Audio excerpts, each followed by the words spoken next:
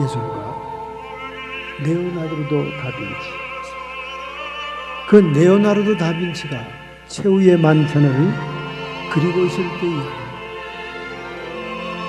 그는 어떤 일로 인하여 가장 절친한 친구와 매우 다투었습니다.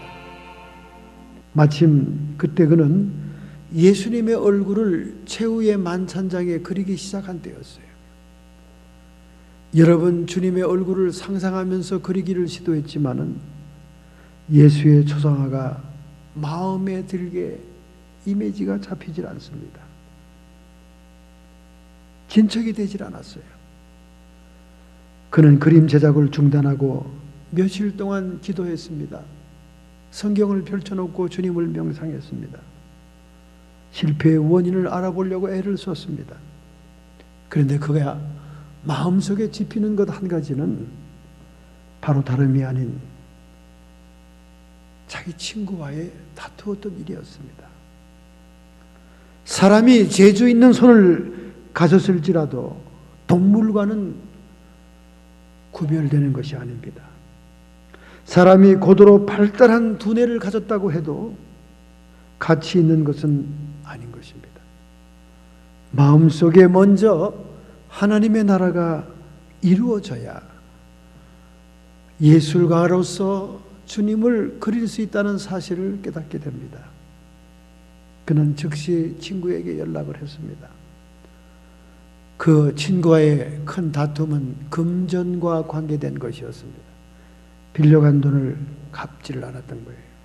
막상 레오나르도 다빈치가 돈이 필요할 때 돌려주지 않는 것입니다. 그래서 분한 마음에 그와 다투었는데 그만 예수님의 얼굴을 그리기 위해서 친구를 만나 화해를 요청했습니다. 그리고 금전에 얽혔던 모든 문제를 없던 것으로 하도록 그렇게 탕감을 했습니다. 그리고는 둘이 손을 잡고 기도를 했습니다. 그런데 며칠이 지나 다시 작업실에 들어가 예수님의 얼굴을 그리려고 하는데 얼마나 이미지가 잘 떠오르는지요.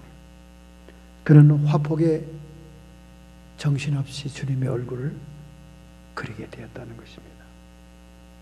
여러분과 저의 마음속에 먼저 하나님의 나라가 이루어져야 우리는 이 세상에서 승리하는 성도의 삶을 살 수가 있다는 것입니다. 오늘 본문의 말씀을 통해 고린도 전서 4장 14절에서 21절 268페이지의 성경 본문을 통해서 우리는 하나님의 나라의 능력이 임하려면 그런 제목으로 말씀의 은혜를 받고자 하는 것입니다. 영적인 성장을 이루고 있는 성도들이 세상에서 살아가는 법은 세상의 지혜도 아니고 관원의 지혜도 아닙니다. 성도가 세상을 살아가는 법은 하나님 나라의 능력인 것입니다. 우리가 영적으로 거듭난 성도로서 세상 방식으로 살아가려고 하니까 자꾸 우리의 신앙이 넘어지고 실족하고 시험에 드는 것입니다. 세상은 힘 있는 자의 세상입니다. 세상의 원리는 힘이 주장하는 것입니다. 죄와 사망의 법이 사망의 영이 주장하는 것이 세상입니다. 그렇다면 하나님 나라의 법은 무엇입니까? 하나님 나라의 법은 은혜의 법인 거예요. 하나님이 베푸시고 인도하시는 은혜의 법인 겁니다. 생명의 성령의 법이 지배하는 나라예요. 생명이 지배하는 것이 하나님 나라입니다. 그러므로 우리는 이 하나님의 나라의 능력이 우리에게 임해야 이 땅에 세상을 극복하고 자기를 극복하고 사탄을 정복할 수가 있는 것입니다. 하나님의 나라, 헬라 말로는 바실레이아 투데우라는 말입니다. 바실레이아 투데우, 하나님의 나라. 우리 주님의 재림 시에는 새로운 하늘과 새 땅이 이루어지는 구체적인 공간적인 하나님 나라가 도래합니다. 그러나 초림이신 예수님이 이 땅에 오셔서 고난받는 종으로서 대속물로서 희생하고 십자가의 죽으심과 부활과 승천으로 그 후에 성령님이 강림한 이 주님의 초림으로 말미암은 것은 영적인 하나님의 나라, 우리 거듭난 성도의 마음속에 들어오는 하나님의 나라, 그 영적인 나라의 도래가 우리가 이 세상에서 살아갈 수 있는 힘과 능력의 원천이다, 그 말입니다. 우리가 죄와 사망의 법에 지배를 하니까 암에 걸리면 무조건 죽게 되는 겁니다. 죄와 사망의 법에 지배하니까 점점 우리 몸에 약한 것들이 더 약해져서 질병 앞에 직면하게 되는 것입니다. 그뿐입니까? 수많은 세상의 난관과 방해물과 회방 앞에서 우리는 넘어지고 쓰러질 수밖에 없는 것입니다. 그러나 생명의 나라의 능력이 우리를 지배한다면 흑암의 세력은 떠나가고 질병은 떠나가고 우리 앞에 막힌 모든 담들은 무너져서 수르바벨 앞에 큰 산이 평지가 되듯이 우리가 세상을 이기고 자신을 이기고 사탄을 정복하는 능력의 삶이 될 수 있는 것입니다. 할렐루야. 이처럼 위대한 하나님의 나라가 영적으로 우리 마음속에 도래했건만 왜 우리는 이렇게 여전히 무기력한 삶을 살고 있고, 왜 여전히 세상에 얻어맞아 지쳐있고 온몸에 상처투성이 뿐입니까? 제가 지난번에도 소개했지만 이 인간의 역사에 있어서 천년 제국을 이룬 징기스칸의 나라가 있습니다. 원제국이 있지 않습니까? 한동안 중국이 몽골을 식민지화해서 지금도 중국의 지방이 되어 있지만은 모든 징기스칸의 정복의 역사를 다 숨겨버렸지 않습니까? 그러나 최근에는 많은 대학의 교수들이 연구하고 발표함으로 인해서 천년제국의 흥망사가 밝혀지고 있는 것입니다. 징기스칸은 어떻게 아시아를 정복하고 대유럽까지 정복했는가? 3S라고 얘기했습니다. 스피드. 그들은 쪼락말 같은 작은 말을 타고 숨 쉴 겨를도 없이 달려서 목적지에 도착하는 속도전을 했습니다. 속도전. 그들은 어릴 때부터 꼬마 때부터 말을 타는 사람들이었어요. 그래서 말 위에서 모든 걸 해결할 수 있는 사람들입니다. 쉬지 않고 말이 정복할 땅으로 달려가니까 그 스피드를 당할 나라가 없는 거예요. 얼마나 그들의 무장이 가벼운 줄 모릅니다. 화살도 조그만 소형 화살에다가 창검도 조그마죠. 몽골인 몸도 조그마죠. 쪼락말도 조그마죠. 그들이 군장으로 차고 있는 모든 것이 가볍기 때문에 그들은 속도를 낼 수가 있었던 거예요. 두 번째 S는 simplicity. 단순했습니다. 병참이 따라오질 않았어요. 모든 군대에 병참 군대가 전투병대보다 3배나 많게 뒤에 따라옵니다.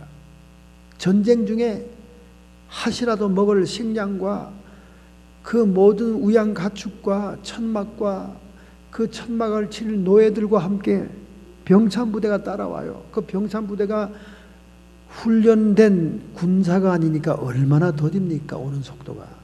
그들을 끌고 가면서 그들이 기습을 당하거나 기습이 떨어지면 전쟁을 수행할 수가 없는 겁니다. 그러나 몽고군은 심플리스티, 단순했어요. 그들은 모든 먹을 것을 차곡차곡했습니다. 그들 양쪽 허리에는 마유주, 염소젖이나 말젖을 삭힌 발효주가 음료수로 가죽 주머니에 있었고, 그 다음에 말고기 가루를 갈아가지고 미숫가루처럼 차고 있었습니다. 그리고 그들은 어디든지 말 타고 가면서 그 발효주를 꺼내서 미숫가루 타먹으면 그게 식사입니다. 얼마나 심플합니까? 병참 부대가 따라올 필요가 없어요. 그렇기 때문에 그들은 무서운 속력으로 정복지를 향해 갈 수가 있었습니다. 세 번째는 self confidence. 그들은 정복하고 항복하는 성은 세금으로 그들 자신이 통치하고 자치할 수 있도록 해줬지만은 반항하고 성문을 열지 않는 성들은 잔혹하게 쳐 죽이고 파괴함으로 인해서 공포의 전략을 썼고, 그리고 그들은 정복할 때마다 자신감이 붙었습니다. self confidence. 자신감이 있습니다. 일당백의 군대가 되었습니다. 이런 무서운 속도로 그들은 천년제국 징기스칸의 대제국을 이루었다는 거예요. 여러분, 우리 십자가의 용사들이 징기스칸 몽골의 용사만 못합니까? 오늘날까지도 이어지고 있는 예수님의 제자의 충성도가 몽골의 병사보다 못하냐 그 말이에요. 우리가 이 세상을 살면서 하나님의 능력을 체험하고 하나님의 능력이, 나라의 능력이 임하지 않는다면 우리는 이 땅에서 숨쉬고 승리할 수가 없는 것입니다. 그러므로 우리가 하나님 나라의 능력이 임하는 조건이 무엇인가를 오늘 본문 말씀을 통해서 연구해 봐야 됩니다. 이 고린도 전서라는 이 편지는 디모데에 의해서 고린도 교회에 전달이 됩니다. 야심차게 사도 바울이 개척했던 이 교회는 그 당시에 동서를 잇는 교통의 요지인 항구 도시였습니다. 코린트. 그런데 굉장히 항구 도시가 문란하듯이 복잡한 상업 도시였어요. 우상 숭배와 음란과 태폐가 있는 그런 도시였습니다.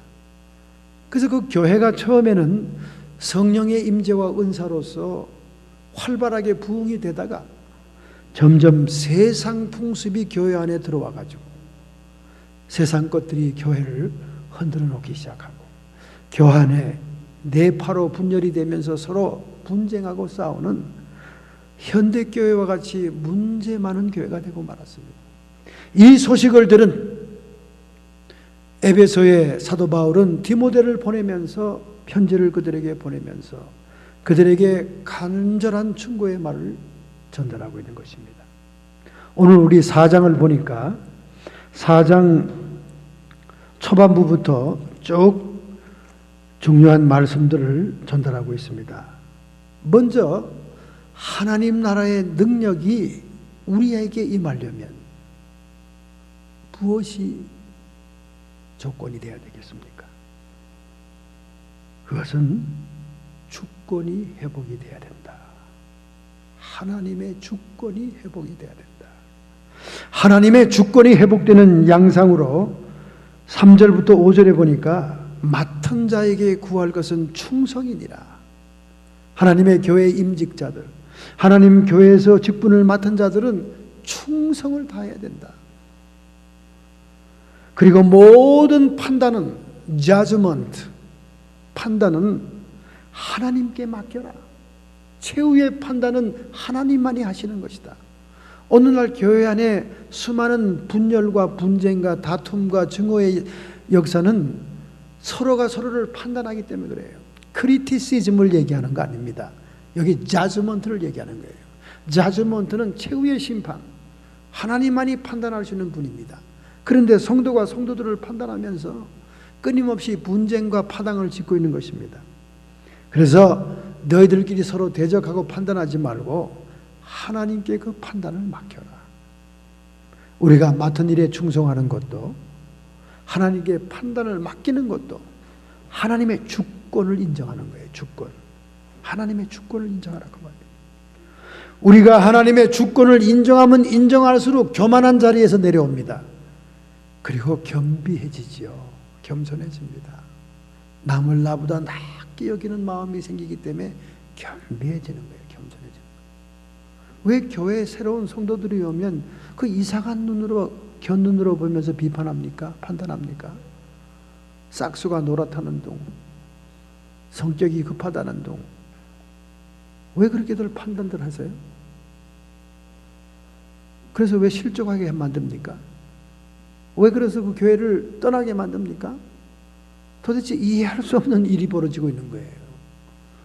그렇게 판단을 할 만큼 여러분 자신이 성숙되고 완전한 자가 아닙니다. 누구를 판단할 만한 입장이 아니에요. 예수님께서 하신 말씀을 항상 기억해야 됩니다. 죄 없는 자가 돌을 들어 쳐라. 여러분이 죄가 없어야 돌을 들어 칠 수 있는 자격이 있는 것인데, 나도 넘어지고 좌쳐지고 신앙생활하기 힘들고 마음은 원이로 돼 육신이 따라주지 않은 실정인데, 뭘 그렇게 사람들이 새로 나타나면 그렇게 깔고 보고 아래로 자꾸 내려보면서 이러쿵저러쿵 말들이 많습니까? 이거는 겸비한 성도의 태도가 아닌 거예요. 판단하는 교만한 자의 자리에 앉아 있는 겁니다. 정말 이 강대상에서 쳐다보면 한탄스럽게 짝이 없습니다. 도리어 십자가의 고난에 동참해야 됩니다. 십자가의 고난에 우리는 동참해야 돼요.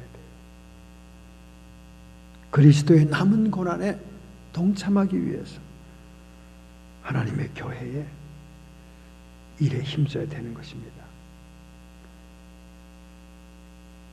사도 바울은 말합니다. 일만 스승은 많지만은, 가르치려고 하고 단순히 강의하고 이론과 말하는 사람은 많지만은 영적인 아비는 없다. 굉장히 중요한 말입니다. 영적인 아비가 뭡니까? 해산의 수고를 해서 영혼을 양육 탄생하고 양육시키는 자가 없다고 말해요. 이론이나 던지고 지식이나 던지고 말만 많이 하는 것이 그 사람 영을 낳게 하는 것이 아니라는 거예요. 해산의 수고, 하나님의 형상, 그리스도의 형상이 이루기까지 내가 해산의 수고를 한다. 아기 낳는 것과 같은 그런 정성과 고통이 들어간다는 것이에요. 이 모든 것이 하나님의 주권을 인정하는 것입니다. 할렐루야. 오늘 여러분과 제가 하나님의 주권을 인정하기만 한다면 하나님 나라의 능력이 부음받는다 그 말이에요. 할렐루야. 하나님의 주권이 인정되지 않은 곳에 하나님 나라의 능력이 임하지 않습니다.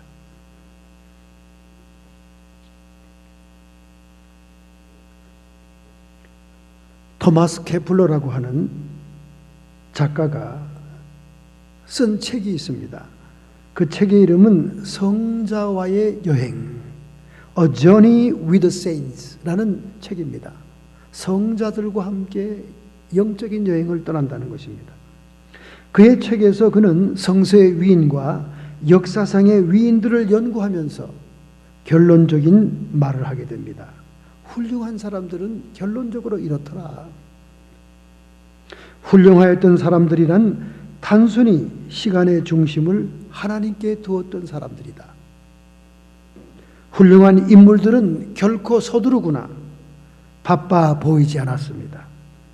그들의 생애는 여유가 있어 보였습니다. 그들은 아주 사소한 일도 하나님과 연결시켜 생각했습니다.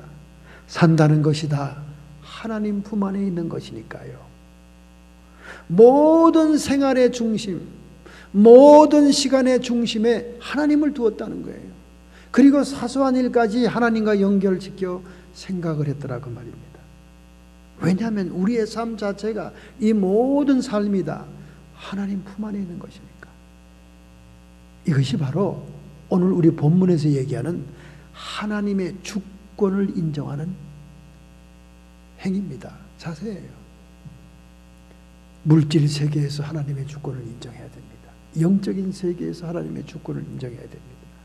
여러분의 시간과 여러분의 삶 속에서 하나님의 주권을 인정해야 됩니다. 자, 이렇게 얘기하면 아직도 이해가 안 되는 분도 있을 거예요. 더 쉽게 얘기합니다. 잠언서 3장 6절에 말씀합니다. 너는 범사의 그를 인정하라. 그리하면 내 길을 지도하시리라. 할렐루야. 우리가 하나님의 주권을 인정한다는 것은 범사에, 내 모든 삶의 전체에 하나님을 인정하는 거예요. 그러면 그 인정받은 하나님께서 그 주권을 인정해주는 그를 위해서 그의 길을 지도한다는 거예요. 인도한다는 거예요. 할렐루야. 하나님께 영광을 돌리는 말도 이것으로 해석할 수 있습니다. 우리가 하나님께 영광을 돌린다. 영광이란 단어가 얼마나 어려운 단어입니까? 밝게 찬란하게 빛나고 우리에게 임하는 그런 의미의 단어 세키나 카보드, 그 말 가지고는 우리가 영광을 이해할 수 없습니다. 어떻게 우리가 구체적으로 적용할 수 있습니까? 하나님의 영광을 돌린다는 것은 범사의 그를 인정한다는 첫 번째 의미가 있는 것입니다. 범사의 그를 인정합니다. 범사의 그를 인정한다는 것은 하나님의 주권을 인정하는 거예요. 하나님 주권. 하나님이 주관자이시고 하나님이 우리의 길을 인도하는 가장 주인이시고 메스터고 예배의 대상임을 인정한다는 겁니다. 우리가 그렇게 인정할 때 하나님이 우리의 길을 지도해 준다는 거예요. 많은 얘기죠. 하나님의 주권을 인정하지도 하나님을 멸시하고 하나님을 깔보는 사람들에게 어떻게 하나님의 길을 지도하겠습니까? 바로 성자들의 삶이 그랬다는 거예요. 모든 삶과 시간의 중심에 하나님을 두었고 모든 사소한 일도 하나님과 연관지어 생각하더라고 말입니다. 오늘 여러분과 제가 그렇게 해야 하나님의 주권을 인정하는 거예요. 평소에는 하나님과 아무 상관이 없는 삶을 살다가 성경도 읽지 않고 기도도 하지 않고 하나님도 생각지 않고 살다가 몸에 이상한 느낌이 오고 병이 왔다 그러면 펄펄 뛰고 그때야 하나님을 찾는다면 어떻게 그런 자리에 하나님 나라의 치유의 능력이 임할 수 있겠냐 그 말이죠. 여러분이 먼저 하나님의 주권을 인정해야 하나님이 여러분을 주도할 수 있는 것입니다. 윌리몬이라는 분이 어퍼룸에다가 간증을 했습니다. 그는 4살 난 아들을 데리고 YMCA 수영장에 데리고 갔습니다. 데려가면서 수영교사에게 그의 아들을 넘겨주면서 너무 어린 아이가 수영을 배우는 게 아닐까요? 그렇게 수영교사에게 난처한 질문을 했습니다. 그랬더니 그 수영교사는 오히려 놀라면서 이렇게 설명하는 거예요. 더 어린 아이들도 수영을 배웁니다. 오히려 걷지 못하는 갓난아기들이 수영을 더 잘합니다. 그러니 걱정하지 마세요. 아니 어째 그런 일이 벌어집니까? 본래 아기들은 어머니 모태에서 9개월 동안 물속을 수영하고 있었습니다. 그렇기 때문에 어린아이들은 물에 대한 믿음을 타고납니다. 물이 두렵지 않고 물이 편안하고 물이 참으로 자기를 보호한다는 걸 알고 있습니다.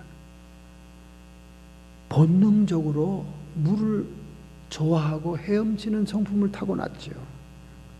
그러나 다만 그들이 세상에 나온 다음 자라나면서 세상의 두려움과 공포가 그들을 장악했기 때문에 수영에 대한 공포가 오게 된 것입니다. 그렇기 때문에 어린 아이일수록 수영을 잘 배우고 잘할 수 있습니다. 그렇게 수영교사가 얘기하는 거예요. 그래서 예수님도 어린아이 같지 아니하면 하나님 나라에 들어갈 수 없느니라 그런 말을 하지 않았나 생각이 됩니다. 전도서에 영혼을 사모하는 마음을 갖고 모든 사람이 태어났다고 얘기하지 않습니까? 육신의 아기들이 어머니의 태 속에서 물속을 둥둥 떠다녔다면 우리의 영혼은 하나님의 형상대로 지음을 받는 순간 하나님과 함께 영혼을 사모하는 본능을 가지고 태어났다는 거예요. 할렐루야. 그러나 세상에 나와가지고 자기가 좋아하는 음식, 자기가 좋아하는 옷, 자기가 좋아하는 것을 두리번거리면서 만지고 보고 소유하다가 세상 것 때문에 하나님의 우선순위를 잊어버렸다는 겁니다. 여러분과 저의 본능, 하나님의 형상대로 지음받은 우리의 본능은 하나님과 영혼을 사모하는 것을 가지고 태어났다는 것입니다. 할렐루야. 오늘 우리는 그것을 회복해야 된다 그 말입니다. 하나님의 주권을 회복해야 된다 그 말이죠. 너희는 먼저 그의 나라와 의를 구해라. 그리하면 너희에게 모든 것을 더하리라. 하나님의 우선순위를 우리에게 얘기하고 있잖아요. 이렇게 귀한 말씀을 주님이 우리에게 주었는데도 우리는 이 말씀을 한 귀로 듣고 한 귀로 흘릅니다. 모든 것을 다 받을 수 있는 비결이 하나 예수님으로부터 왔는데 그의 나라와 그의 의를 우선순위로 구한다면 나머지 필요한 건 다 주겠다는 거예요. 그런데 우리는 순서를 거꾸로 하고 있잖아요. 하나님 모든 걸 다 줘보세요. 내가 하나님 나라를 위해 살겠습니다. 하나님의 교회를 위해서 내가 헌신하겠습니다. 바치겠습니다. 우리는 맨날 거꾸로 얘기하잖아요. 거꾸로. 아니라는 거예요. 아니라는 거예요. 먼저 그의 나라와 의를 구하면 나머지는 다 허락해 주겠다는 거예요. 이 동전의 앞뒤 순서만 바꾸면 되는데 우리가 이 하나님의 주권을 회복하지 못하고 있습니다. 오늘 여러분과 저에게 하나님 나라의 능력이 임하려면 이 주권이 회복이 돼야 돼요. 여러분이 오늘 치유의 하나님 나라의 능력을 체험하기를 원합니까? 축복의 하나님 나라의 영광을 원합니까? 하나님 나라의 영원한 생명과 영생과 천국의 복을 원합니까? 그러면 하나님의 주권을 먼저 인정하라는 거예요. 하나님 주권을. 하나님이 먼저 우리 마음을 차지해야 된다는 것입니다. 두 번째입니다, 여러분. 두 번째 하나님 나라의 능력이 우리에게 임하려면 권세가 회복이 돼야 됩니다. 주권은 또 뭐고 권세는 또 뭐야? 주권은 하나님이 우선순위, 하나님이 주인이 되는 걸 얘기하는 거예요. 권세 회복은 뭐냐? 하나님이 우리에게 줄 수 있는 능력, 그 은혜를 회복하는 걸 의미하는 거예요. 하나님이 많은 걸 예비하고 준비하고 있음에도 불구하고 우리는 그 모든 걸 놓치고 있다는 것입니다. 바로 그 권세를 회복하자는 거죠. 자, 여러분, 제가 이렇게 이론적으로 얘기하면 도통 무슨 말인지 이해가 안 될 거예요. 할 수 없이 또 그림을 그려야 됩니다. 예수님이 비유로 가르쳐 주듯이 어느 목사님 뒷뜰에 이루어진 천국이라는 수필이 있습니다. 이것은 독일의 한 목사 가정이 특별한 선교의 사명을 가지고 무릎 꿇린 뉴욕으로 이민을 옵니다. 아마 독일계 이민자들을 위해서 선교사로 파송이 된 것 같아요. 그래서 선교사 목사님 집을 구해서 이제 살게 되었는데 놀랍게도 그 집의 울타리가 전부 다 라일락 꽃으로 되어 있는 거예요. 여러분, 라일락 향기, 라일락 꽃이 얼마나 아름다운지는 알고 있죠? 우리 주변에 너무나 많지 않습니까? 그러니 얼마나 이 독일에서 온 부부와 목사님 가정과 아이들이 좋은지 몰라요. 여러분, 라일락 향기가 얼마나 진합니까? 꽃이 필 때, 잠잘 때도 들어오고 말이죠. 그들은 너무나 행복했습니다. 너무나 즐거웠어요. 그래서 아침이 일찍 일어나면 아침 기도를 마치고 부부가 서로 팔짱을 끼고는 그 울타리를 쭉 옆으로 걷습니다. 라일락 나무 밑으로 향기를 맡으면서. 그런데 웬일입니까? 저 구석쪽 라일락 밑에 갔더니 거기에 온갖 쓰레기를 옆집 사람이 다 쌓아놓은 거예요. 그 향내나는 라일락 나무 밑에다가 쓰레기장을 만드는 거예요. 쓰레기장. 온갖 지저분한 악취가 나는 쓰레기가 있는 거예요. 그 막 향기가 묻어 날 수가 없어요. 쓰레기 냄새가 더 진동하는 겁니다. 그 얘기를 밥 먹으면서 블랙퍼스트 식탁에서 얘기하니까 아들이 막 붕괴하는 거예요. 아니, 이럴 수가 있냐 말이지. 그 향기로운 라일락 향기가 썩은 쓰레기 냄새와 섞이다니. 아버지, 제가 오늘 가서 그 옆집에 가서 단단히 주의를 주고 항의하고 오겠습니다. 막 애가 분해가지고 막 일어나서 그러니까 사모님이 부엌에서 마지막 디저트를 만들고 있다가 웃으면서 다가와서, 얘야, 그런 방법으로는 옆집을 설득할 수가 없단다. 그럼 어머니 어떡하란 말이에요? 그러면 말하지 않고 그냥 가만히 있자는 얘기입니까? 아니다. 네가 그 집을 찾아가는 건 내가 환영한다. 다만 방법을 다르게 하라는 거예요. 무슨 방법을 씁니까? 그랬더니 그 어머니가 얘기한 말을, 라일락을 많이 잘라서 꽃다발을 만들어라. 라일락 꽃다발을 만들어서, 아름답고 향기나는 꽃다발을 만들어서 그것을 문 열고 갖다 선물하면서 라일락 향기가 얼마나 좋습니까? 우리가 서로 이 나무를 잘 보호합시다. 그렇게 얘기하고 돌아와. 이 아들은 엄마의 말이 너무나 완곡하고 부드러워서 그냥 목사님, 사모님 수준의 말이니까 듣기는 싫었지만은 그래도 어머니가 시키는 대로 해봤습니다.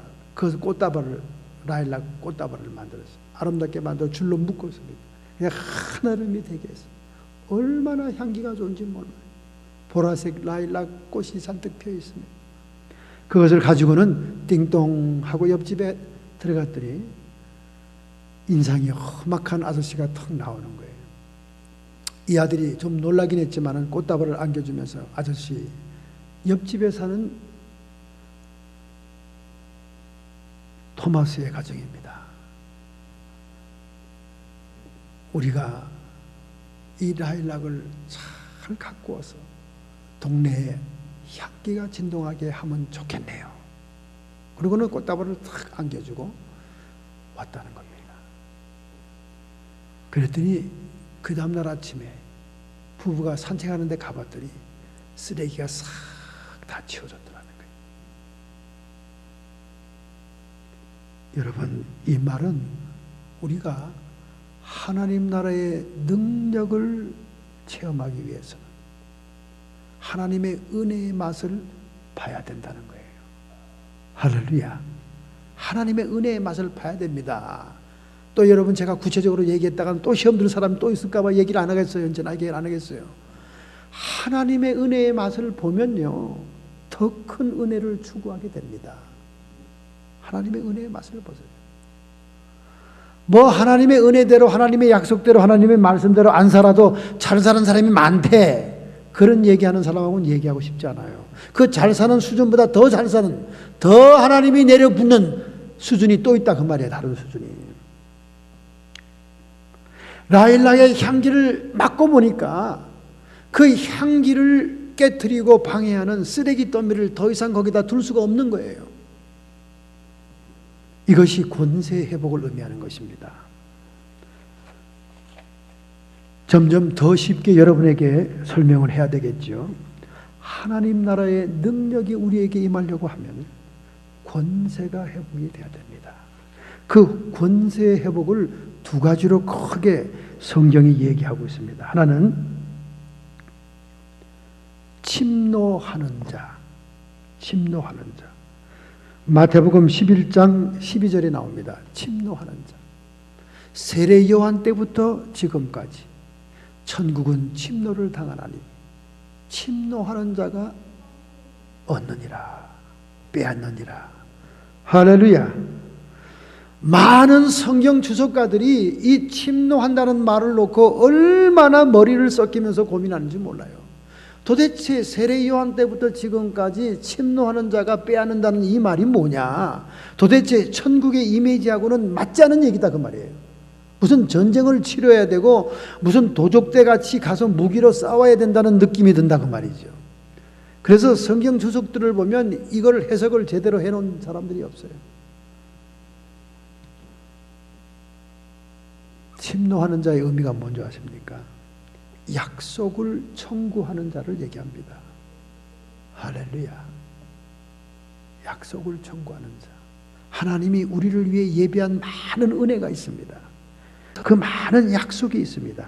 그것을 클레임, asking, 청구하는 것을 얘기하는 게 침노하는 자를 얘기하는 겁니다. 뭐 난폭하게 총칼을 가져와서 싸워라, 뺏어와라, 전쟁을 치르라, 그런 뜻이 아니에요. 그런 뜻이 아닙니다. 하나님께서 우리에게 수많은 약속, 신구약 성경을 통틀어 37,500가지의 약속이 있습니다. 그 약속을 클레임 하라는 거예요. asking 하라는 겁니다. 약속을 청구하라는 거예요. 여러분, 우리 미국 삶을 사는 사람들은 이 클레임에 대해서 너무나 잘 압니다. 자동차 사고 나면 보험회사에 클레임해야 돼요. 병원에서 병이 나면 의료보험을 통해서 클레임해야 됩니다. 우리가 당연히 약속되어 있는 권리를 주장해라 그 말입니다. 그것이 침노하는 자의 의미예요. 아마 여러분이 이 말은 처음 들어볼 겁니다. 세례 요한 때부터 지금까지 천국은 침노를 당하나니, 천국이 침략을 당한다 그 말이에요. 천국이 막 쳐들어오는 사람들에게 빼앗긴다 그 말입니다. 하나님이 예비한 많은 은혜가 있는데 누구한테 빼앗기냐 그 말이야. 침노하는 자에게. 그 침노가 뭡니까? 클레임하는 자. 하나님이 우리에게 주신 약속대로 클레임하는 자, 37,500가지의 약속을 하나님께 주장하는 자, 에스킹하는 자, 구하는 자에게 천국은 그 능력이 나간다 그 말입니다. 할렐루야. 요 며칠 전에 죽을 병에, 불치의 병에 걸린 사람 중보기도의 기도 부탁을 받고 기도하는 가운데 기도 부탁한 사람을 또 만났습니다. 그분이 하는 말이, 저희 아내는 이 병에 대해서 아무런 하나님께 요청을 하고 있지 않습니다. 감히 어떻게 그 낫게 해달라고 요청을 합니까? 이 캐톨릭 교인들은 이런 겸손이 있어요. 이런 겸손이 있어요. 우리 개신교인들은 당당하게 그냥 자신감 있게 당연히 이렇게 기도하는 걸 뻔뻔하게 하는 걸 좋아하는데, 이 캐톨릭 신자들은 그런 캐톨릭 신자거든. 이 사람 어떻게 나 같은 죄인이 감히 살려달라고 하나님께 기도하겠습니까? 다른 기도는 해도 이 기도는 못하지요. 목사님, 그 기도는 우리 아내가, 제 아내가 하고 있지 않습니다. 그래서 제가 단호하게 얘기했습니다. 지금부터는 성경에 약속된 대로 그가 채찍에 맞음으로 나음을 입었도다, 그 약속대로 클레임, 청구, 에스킹을 해야 하나님 나라에 살리는 능력이 임합니다. 할렐루야. 그 얘기를 제가 눈을 똑바로 뜨고 심각하게 그 사람에게 말했습니다. 물론 나 같은 죄인이 감히 살려달라고 얘기 못하는 그런 겸비한 마음은 참 좋은 캐톨릭 성도들의 마음입니다. 그러나 천국은 침노하는 자가 빼앗는다니까. 그 침노하는 자가 무슨 뜻이냐? 약속을 청구하는 자. 하나님이 우리에게 예비하고 약속했던 수많은 은혜 보물 창고에, 문지기에 가서 그 좀 주세요 약속했으니까 이렇게 청구해라 그 말입니다. 할렐루야. 그럼 그런 사람들이 천국을 빼앗는 거예요. 하나님의 능력이, 천국의 능력이 임하게 되는 것입니다. 그것은 뻔뻔한 일이 아니에요. 그것은 당연한 하나님의 자녀로서의 권리입니다. 이제부터는 하나님께 성경에 있는 약속을 들어서 구하는 약속 청구의 역사가 있기를 바랍니다. 이것이 권세를 회복하는 첫 번째 길이에요. 두 번째 권세를 회복하는 길은 뭐냐? 두 번째, 기도의 선포를 얘기합니다. 기도의 선포. 그러니까 권세를 회복하는 첫 번째는 약속을 통해 청구하는 것이고, 두 번째는 기도로 선포하는 것입니다. 기도로 선포하는 것을 마태복음 16장 18절 19절과 마태복음 18장 18절 19절에 기록되어 있습니다. 또 내가 내게 이르노니 너는 베드로라. 내가 이 반석 위에 내 교회를 세우리니 음부의 권세가 이기지 못하리라. 내가 천국의 열쇠를 너에게 주노라. 내가 땅에서 무엇이든 매면 하늘에서도 매일 것이요, 내가 땅에서 무엇이든지 풀면 하늘에서도 풀리리라. 이 똑같은 말씀이 마태복음 18장 18절 19절에 나옵니다. 그 다음 후에 이렇게 나오죠. 두세 사람이 내 이름으로 모인 그곳에 나도 그들 중에 있느니라. 중보기도하고 합심기도하고 기도하는 무리 속에 주님이 함께 있다는 겁니다. 그러므로 권세를 회복하는 두 번째 성경이 제시한 것은 맺고 푸는 기도의 선포의 일입니다. 기도로 선포하는 거예요. 왜? 우리 몸된 교회에 천국의 열쇠를 맡겼기 때문에 두세 사람이 모여 기도하는 교회의 기도의 모임 속에 하나님은 열쇠를 움직인다는 거예요. 하나님의 권세가 회복된다는 것입니다. 할렐루야. 본래 이 열쇠라는 천국 열쇠의 역사적인 그 예표가 이사야 22장 22절에 나오지요. 내가 다윗의 집의 열쇠를 너의 어깨에 두리니 그가 열면 닫을 자가 없고 닫으면 열 자가 없느니라. 이 다윗의 왕조 히스기야 왕 시대에 엘리야김이라고 하는 궁중 대신에게 창고의 열쇠를 맡기면서 하는 얘기예요. 하나님이 선포한 얘기입니다. 이것은 장차 우리 교회 천국을 모형하는 겁니다. 다윗의 왕조는 교회의 모형이요, 다윗의 왕조는 하나님 나라의 모형입니다. 그 하나님 나라 교회의 천국의 열쇠를 엘리야김에게 맡긴다 그 말입니다. 엘리야김은 그 당시 다윗의 왕조를 대표하는 왕의 대표자였어요. 즉 히스기야 왕이 보좌에 앉으신 하나님을 예표한다면 엘리야김은 이 땅에 오신 예수 그리스도를 예표하는 거예요. 엘리야김 같이 예수님으로 예표된 그가 열쇠를 받는 것입니다. 즉 예수님께서 음부와 천국의 열쇠를 받아가지고 있다가 주님이 부활 승천하시고 성령을 보내 교회를 세우면서 교회에다가 그 천국의 열쇠를 맡겼다는 겁니다. 할렐루야. 그러므로 교회들은 교회에 나와서 땅에서 무엇이든지 매면 하늘에서도 매이고 땅에서 무엇이든지 풀면 하늘에서도 풀리는 역사가 일어난다는 거예요.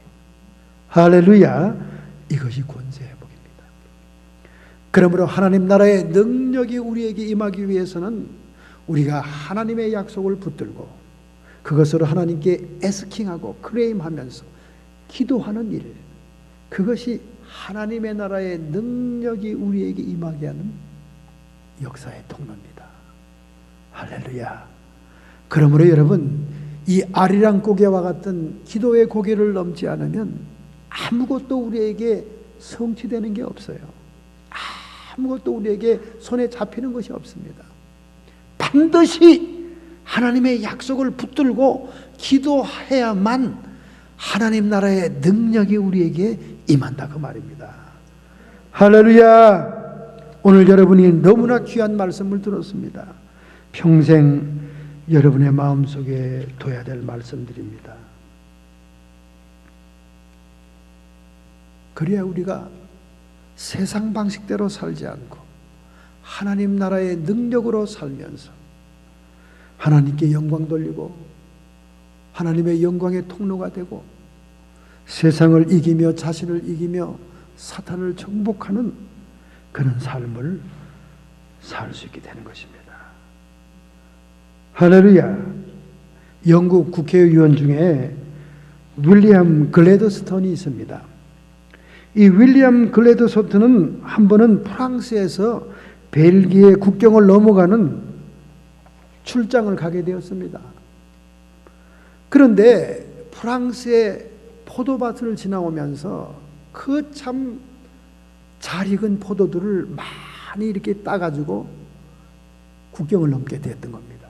프랑스는 본래 와인이 유명하고 포도밭이 유명하잖아요. 남부 프로방스에는 모든 포도밭이 됩니다. 그래서 그 기념 포도를 가지고 이제 벨기에 출장 가는데 직원들 만나면 이제 회식할 때 놀아 먹으려고 말이죠. 한 소쿠리를 담았습니다. 그런데 국경 검사관이 절대 통과시켜주지 않습니다. 세관원이 그에게 말하기를 프랑스의 과일을 벨기에로 들어갈 수 없습니다. 우리 미국 공항에서도 농작물을 못 가져오게 하잖아요. 한참 옥신각신합니다. 그래도 영국의 국회의원인데 신분이 그래도 있는 사람인데 이 현장 직원이 막으니까 괘씸하기도 하고 막 화가 나기도 했습니다. 옥신각신하다가 결국 글래드스톤은 선체로 광주리에서 포도를 꺼내서 그냥 먹기 시작했습니다. 막 따먹었어요. 맛도 있고 새콤하고 달콤하기도 하니까. 정말 자기가 들고 가는 그 포도를 다 먹어버린 거예요. 그러면서 하는 말이 이젠 됐습니까? 지나가도 됩니까? 그랬더니 그 세관원이 막 깔깔대고 웃는 거예요. 깔깔대고 웃는 거예요. 이젠 포도와 당신이 한 몸을 이뤘으니 소지한 것이 아니기 때문에 통과해도 되겠습니다. 그래서 국경을 통과했다는 것입니다. 여러분, 이 말은 오늘 우리에게 무엇을 얘기합니까? 우리가 이 땅에서 하늘나라의 국경을 통과해서 천국에 들어가기 위해서는 새 포도주의 언약 같은 예수님의 살을 먹고 피를 마셔야, 하나가 돼야 갈 수가 있다는 것입니다. 내 살을 먹고 내 피를 마시는 자라야 영생을 얻었느니라. 할렐루야. 왜 예수님이 자기의 살을 먹고 자기의 피를 마시라고 먹는 얘기를 합니까?